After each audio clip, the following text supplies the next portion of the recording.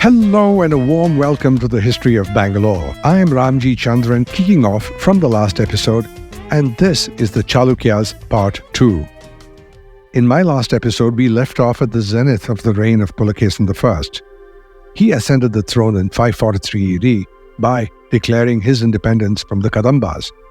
He claimed all the areas around Vatapi for himself and then constructed a formidable fort on the hill. And by this, Pulakesin became the first sovereign ruler of the new Chalukyan kingdom.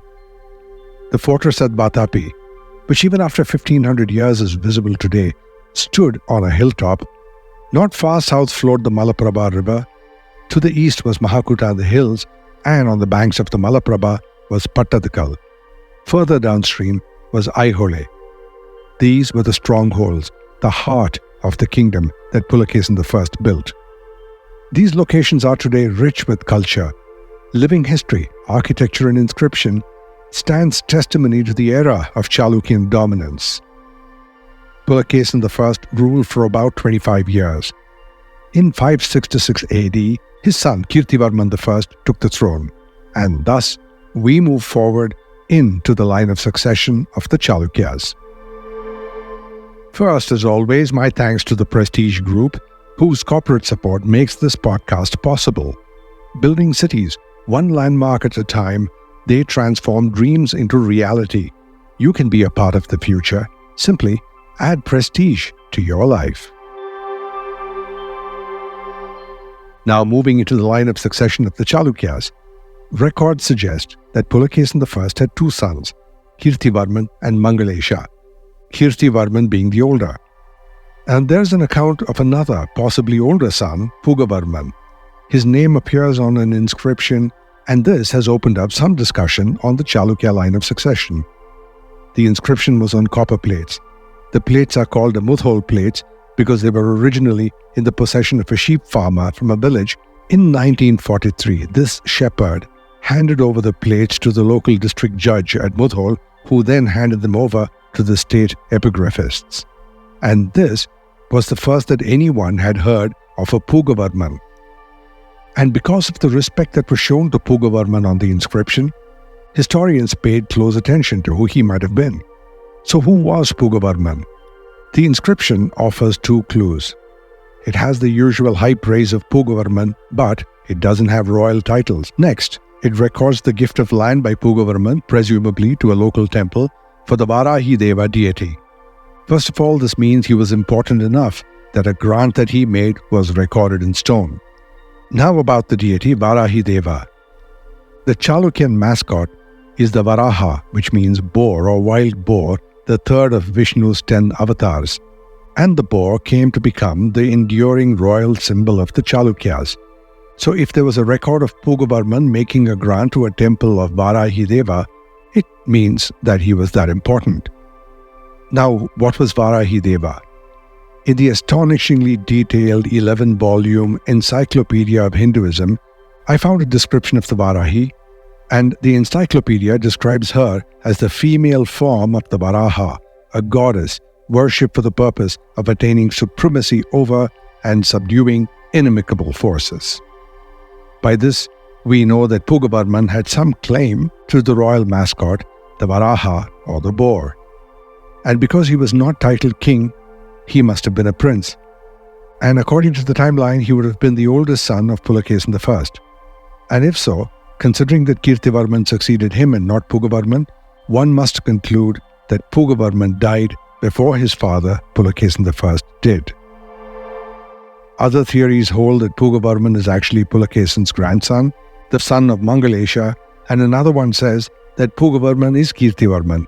But either way, he was not a part of the line of succession, and from this point on, anything more about Pugavarman seems to fall to conjecture. And this allows us to move on to Kirtivarman I. There is an inscription created in the early 7th century, that's around 650 AD. A farmer in Chiplun, near Ratnagiri, found copper plates that have come to be known as the Chiplun inscription. The inscription credits Kirtivarman as the first maker of Vatapi. Now we know that Pulakesin I was the first maker of Vatapi. So it is likely that Pulakesin did start the job and his son Kirtivarman finished building the city and commissioned all those wonderful architectural marvels, some of which we can see today. Well, that's not all Kirtivarman finished. In all probability, he should be credited with many of the military campaigns that have been ascribed to Pulakesin I. For example, there are stray references to Jaisimhan and then Pulakesin I being the ones that brought down the Kadambas of Banavasi. But by all evidence, it would appear that this was another job completed by Kirtivarman. Tales of Kirtivarman's aggression displayed when he invaded kingdoms are legion. While accounts of these are often ultra-eulogistic and frustrating for historians, the Ayahole inscription, which I referred to in the last episode, contains what epigraphist Ramesh calls a balance between fact and fiction, written by Chalukya analyst Rabi Kirti, the author of the Ayahole inscription. The poet on the inscription had limited his accounts of Kirtivarman's conquests to 3 kingdoms, the Nalas, the Konkana Mauryas, a small Goan principality, and notably the Kadambas. The inscription itself is quite intriguing. It reads, Kirtivarman, the knight of doom to the Nalas, Mauryas and Kadambas, whose mind, although his thoughts kept aloof from others' wives, was attracted by the fortune of his adversary. It meant that he was covetous not of other men's wives, but of their money. So after invading a kingdom, he looted all the wealth and left all the palace women standing around without a bauble of jewelry. But I can't help but stop to ponder this sudden and surprising reference to the deadly sins. Let me explain. Even by the time that Rabi Kirti wrote the Ayahole inscription, said to have been in the mid-7th century or 640 AD thereabouts, the early Christian concept of logismoi or deadly sins by Ponticus was already 400 years old. Now things were reasonably cosmopolitan back then, and this inscription was written during the time of Pulakesin II, who was exchanging ambassadors with courts in Persia, and there was a robust and international exchange of scholars and ideas. Now the Deccan area itself would have seen hundreds if not thousands of people right from the time of St. Thomas, and even before, with the hundreds of Jewish and Christian traders that were traipsing around the countryside and setting up camps in which they lived for many decades. Now another thing to look at is that the earliest Christians in India were the Malabar Jews who settled in Cochin, and Ponticus was at some point in time venerated as a saint in the Syrian Orthodox and Armenian churches. Of course, this is my own conjecture. I did try to find any studies to establish the possibility that foreign theologies and philosophies and faiths would have influenced local scholars like Rabi Kirti, but I wasn't able to. Again, I have not come across any epigraphical references to say that the absence of the sins of lust, avarice, and gluttony, and the others listed in the Christian deadly sins were considered to be virtues for Indian kings. Well, it's something to think about. Now back to the battles. After Kirtivarman defeated the Kadambas, he overran their capital Banavasi and he turned them into complete feudatories. There were many small principalities that ruled the Deccan area, and if we counted each as an independent state, a terribly fragmented map would appear. But by the rather simple method of subjugating the smaller principalities as vassals, the sovereign kingdoms were able to rule as their overlords. This is a practice that has been adopted in the history of civil administration to this day. The overlords and vassals are all called by different names, but in essence, it simply means allowing local rulers to establish their own little fiefdoms, as long as they swear allegiance to the overlords. Sounds disturbingly familiar.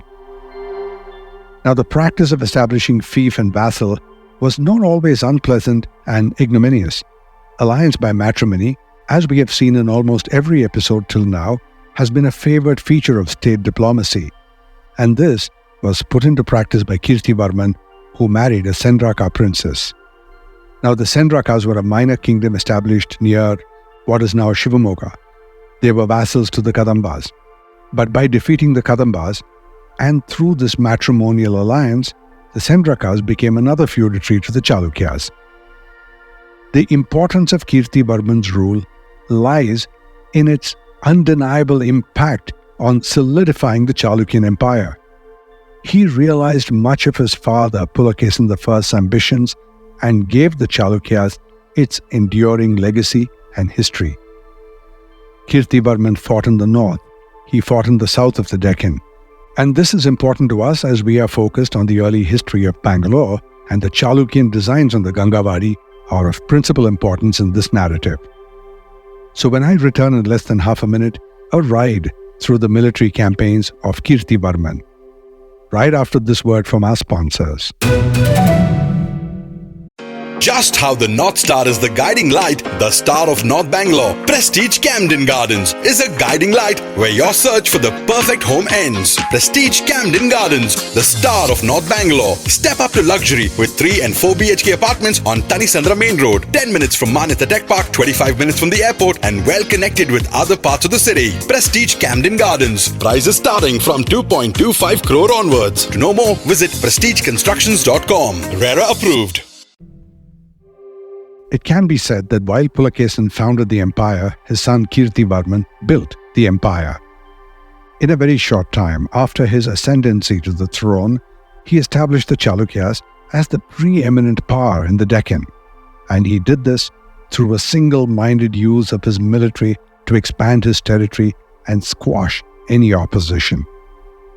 Now, the significance of his conquest of the Kadambas was immense, and it changed the political map of the Deccan.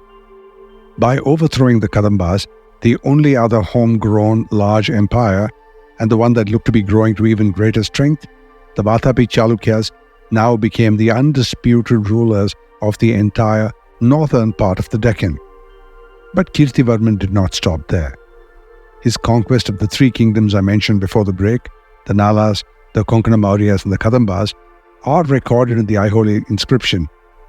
But a later inscription has a grander account of Kirtivarman's conquests. The Mahakuta pillar, as it is known by the many scholars who studied it, was commanded by Kirtivarman's younger brother Mangalesha. Now, Mangalesha in this inscription gives us an impressive list of 14 countries that were allegedly vanquished by his older brother. Historian K.V. Ramesh groups them interestingly. He points out that the first 6 kingdoms, Banga, Kalinga, Anga, Mathura, Magadha, and Madraka, were situated all to the north of Vatapi. The remaining 8, Kerala, Ganga, Mishaka, Pandya, Dramila, Chola, Aluka, and Vaijayanti, were all located in the south of Vatapi. Now, while there was little question about Kirtivarman's empire expanding abilities, this list is a little hard to digest. It includes the Kadambas, referred to here as Vaijayanti, and then it includes the Gangas, the Pandyas, the Cholas, and the Dramila, which is sort of a hold-all expression for grand parts of the old Tamirakam. But Dramila was also said to have been used by the Cholas as a synonym for Pallavas. So anyway, more than one historian believes that it would have been unlikely that Kirtivarman, with no more than a nascent army that he inherited, would have had the ability to take on just about every establishment kingdom across the entire Deccan. At no point in the Chalukyan history were they able to do this, conquer all of these lands. So Ramesh puts this down to Mangalesha's over-enthusiasm in his attempts to glorify his older brother. That said, what is not in dispute is the assertion of the Aihole inscription that speaks notably about his conquest of the Kadambas. Now that in itself was enough to have caused a major shift in the dynamics of the region. The Kadambas had ruled over areas that now include North Canara, Belgaum, Dharwad, and all the other nearby regions. The main branch of the Kadamba family governed from the capital Banavasi, while minor branches controlled all the surrounding areas. Now, when Pulakesin I had declared independence from the Kadambas, he had seized and occupied all of their northern territories, one presumes, the entire area slightly south of Vatapi. but the Kadambas had not been fully subdued yet. So Kirtivarman I aimed to solidify his control and adopted a more aggressive stance against the Kadambas. The Kadambas suffered greatly. They lost not only all their lands, but also their capital Banavasi, a record of which is visible on the Mahakuta pillar inscription of Mangalesha. Later Chalukyan inscriptions also speak about how Kirtivarman overcame not just the main branch, but all the sub-branches of the Kadambas as well. In short, he took their entire area to his south, right up to Banavasi. Now, it might be remembered that while the entire area around Vatapi was controlled by the Kadambas, their power had begun to wane, and the Chalukyas, originally their vassals, were able to assert their independence under Pulakesin I. Now, next for Kirtivarman was the victory over the Nalas, who were a valuable kingdom located in central India around the Chhattisgarh area, leading up to the part of Rajasthan on the one side and Odisha on the other. Now, these people were contemporaries of the Chalukyas, the Kadambas, and the Vakatakas. Now, although the Nalas were small in size, they were strategically important, and probably for this reason, they had to constantly look over their shoulder at the aggressive Vakatakas and the acquisitive Chalukyas, of course. And by the time they fell to Kirtivarman, they were completely on the wane because they simply could not match the scale of their neighbors. Next for Kirtivarman came the annexation of the Konkana Mauryas. Now, they were a branch of the Mauryas, but more likely a local governorship located at Konkan, which is about 100 kilometers north of Mumbai. Now, these people controlled what we know as the Konkan area of Maharashtra, and this was part of Kirtivarman's expansion towards the northwest. Now, we would do well to remember that the ports around the Konkan area, leading right up to Kutch in southern Gujarat, were valuable acquisition targets because they were invaluable centers of maritime trade, big ports. Now, finally, with his alliance by marriage to the Chandrakas, and they becoming the new feudatories, Kirtivarman found himself in control of a very large territory that he had consolidated. So what Pulakesin had established as a new Chalukyan kingdom was now in the hands of his son Kirtivarman, the new Chalukyan empire. Now, even while Kirtivarman would have had to spend time focusing on the administration of the new territories, his military sweep fueled stories of his conquests. Many of them, we learn, never happened. That improbable list of kingdoms successfully invaded according to the Mahakuta pillar also, for example, included a war with the Ganga dynasty. And if so, the timeline would indicate that the Ganga ruler at the time was Durvinita. As we saw in earlier episodes, the reign of Durvinita was pivotal for the Gangas, and their wholly independent existence till date had started to get colored by their new status as a minor to the Chalukyas, not really vassals or even feudatories, but friendly allies. But the timeline for Durvinita's reign is somewhat unclear, and this contributes to the broader confusion surrounding who controlled what kingdoms during this period and who was whose contemporary and so on. So if there was a Chalukya-Ganga battle, there would have been substantive epigraphical records that the Gangas had been defeated or subjugated by force by Kirtivarman I. None of that is explicitly available. But anyway, no matter who was ruling the Gangas, an all-out conflict between them seems very unlikely. What is more likely is that the relationship between the Gangas and the Chalukyas and its subliminal equations evolved quite naturally. But can Mangalesha's claim and the hyperbolic Mahakuta inscription be dismissed altogether? Well, this is best examined in the light of the political climate at the time that Kirtivarman was at his pugnacious best. For example, after the decline of the Gupta Empire, northern India became chaotic, with similar states like the Hinas and the Bengal rulers engaging in all sorts of minor conflicts. Old kingdoms and borders started to lose their significance. In this rather unsettled landscape, Kirtivarman could have conducted successful raids tunneling through regions like Banga, and returning home without ever facing a major rival or threat. And these would have been recorded as great victories. Now, at the time in the south too, the situation was similarly unstable. Simha Vishnu, the Pallava, was just starting to establish himself. The Pandyas were making a comeback. The Cholas, who had some early successes, were nearly forgotten until they later regrouped and became the total dominant power in the south. And Kerala was politically insignificant. The Gangas were caught between the rising Chalukyas and the Pallavas, and they managed to barely maintain their independence, but did a great job of it.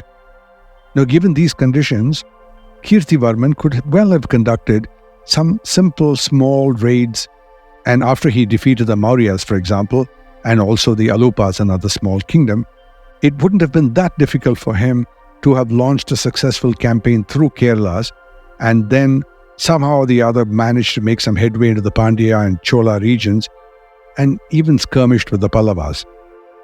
Now, the Gangas may have lost a small battle here or there, but kept some independence. Now, these are all possibilities that have been raised, just so that one doesn't discount the claims of Mangalesha completely. Well, there's also the theory that Mangalesha would not have bragged baselessly about his brother's conquests for fear of inviting mockery from the public. But on the other hand, there is what Ramesh describes as the strongest bonds of fraternal affection between the brothers. Given his preoccupation with travel and war, Kirtivarman must have handed over major administrative responsibilities to his brother, who then would have been king by proxy for day-to-day matters. Indeed, if there was a great deal of streamlining of the running of the kingdom, much of it would need to be credited to Mangalesha, who was at home running things, keeping house, and flying the flag, while Kirtivarman was off on his military campaigns. And if we stop to consider some of those early Chalukyan successes in administration, we can then respect why they had it in them to have become such a major kingdom. Let's look at them. For one, they coalesced politics across the Deccan region. What used to be a smattering of small provincial interests started to take on the look of a kingdom. Now, not only were the Chalukyas adept in politics and warfare, but they were also great architects and builders, and they were patrons of the art and architecture, literature, and religion. They were like fresh air to the swamp, bringing in their wake a lot of progress, and they established new cities and towns, and they were no slouches in encouraging building. Their legacy of architecture finds few parallels. Historian Dr. Meena Mohite refers to them as being the first to monumentalize the mid-Deccan. Now, the Chalukyans were not just great warlords, they also understood the importance of maintaining good but strict relationships with their vassals, and the vassals helped them expand their territory and kept in place their dominance for well over 2 centuries.